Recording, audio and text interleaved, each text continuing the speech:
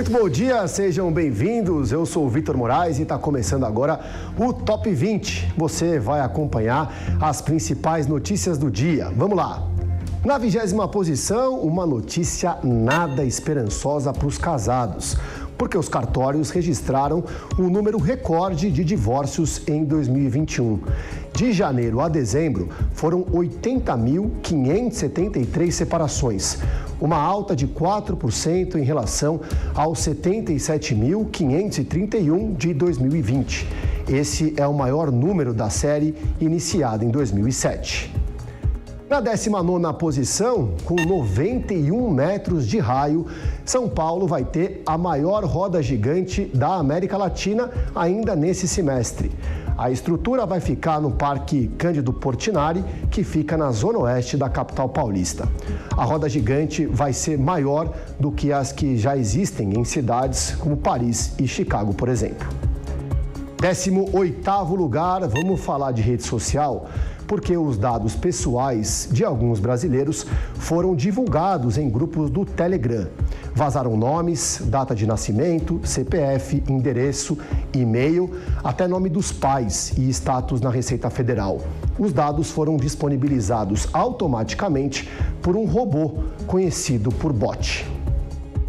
17ª posição, quem aí sofre com as multas? Pois é, agora elas têm um reforço nesse trabalho, porque as câmeras de monitoramento e segurança poderão ser usadas para multar os motoristas além dos radares.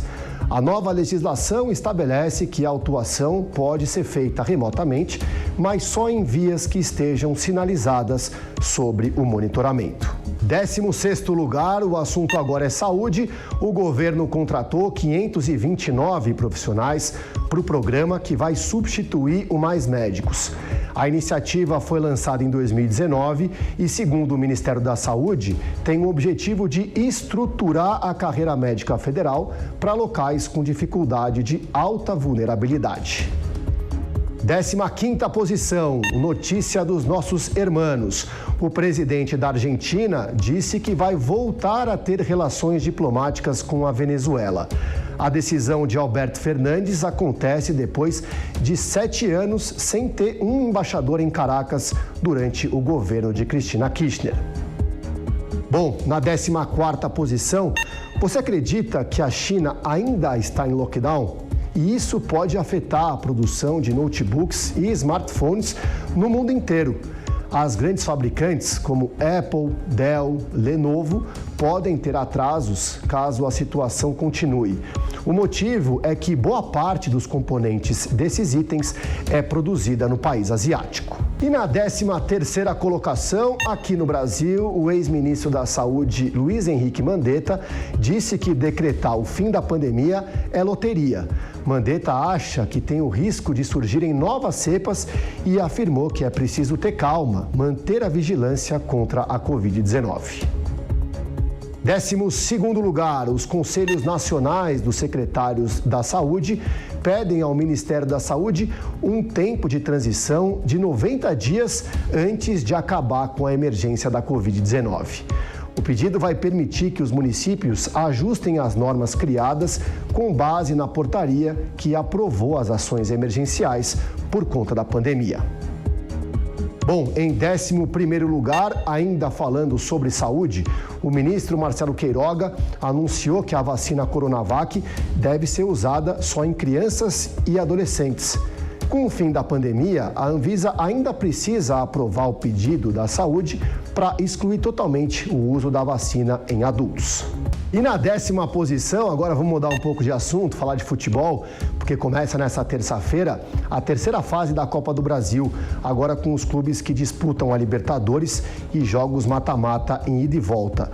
Hoje o Fluminense inicia o confronto com o Vila Nova de Goiás, o Bahia vai encarar o Azuris no Paraná, o Remo recebe o Cruzeiro no Pará e em Maceió tem CSA contra o América Mineiro.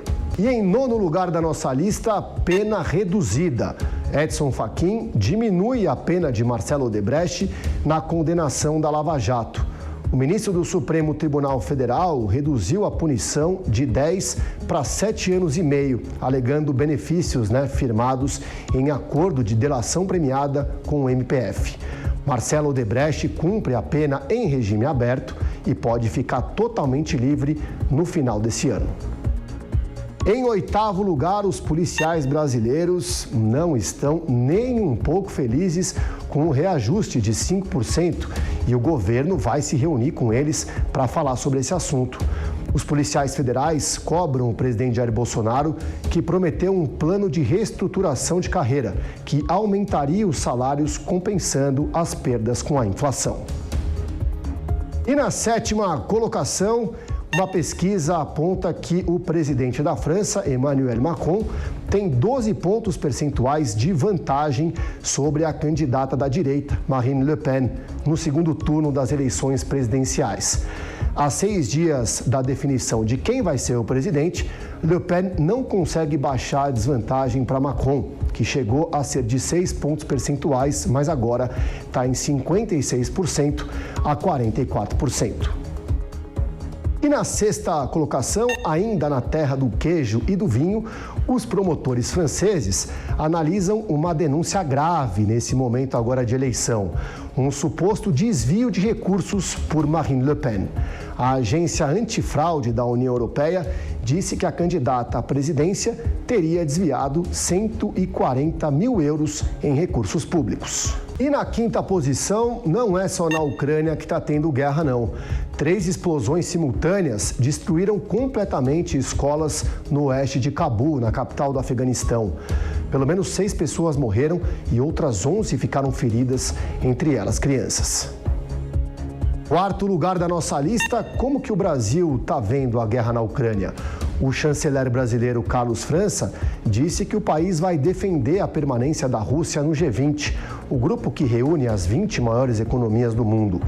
Essa postura também tem sido adotada pelo ministro da Economia, Paulo Guedes, nas reuniões do G20, do FMI e também do Banco Mundial, que acontecem essa semana em Washington.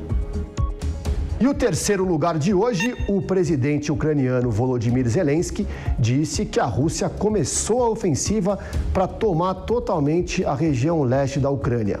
Zelensky afirma que as tropas russas começaram a batalha pelo Donbass e grande parte de todo o exército russo está concentrada lá. Segunda posição, ainda na Rússia, o país pediu que todos os militares ucranianos baixem as armas e deu um ultimato para os soldados se renderem em Mariupol.